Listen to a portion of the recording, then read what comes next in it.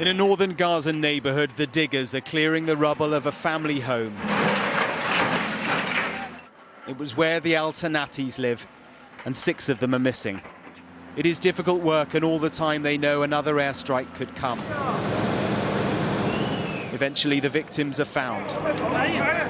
A mother who was pregnant, her husband and their 3 children all dead. There is a breathtaking destruction here. With artillery, jets, attack helicopters, and from the sea, the Israeli military has been hitting buildings and bringing them down. They continue to insist that they are only targeting militants, but then compare the number of Hamas officials that have been killed with the total number of people who've died. Many women and children among them. There are moments here in Gaza which show an Israeli attempt to limit collateral damage. This man takes a call from an Israeli intelligence official, and it is an attempt to limit the loss of life. But still, imagine taking a conversation like this.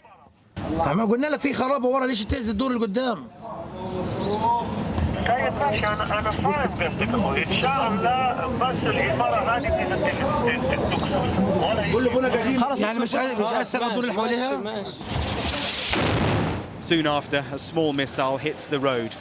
They call this a soft knock, a last warning that there's an airstrike coming. And then it does. On the other side of the Gaza fence, in fields a few miles into Israel, we watched as Israeli artillery fired off round after round.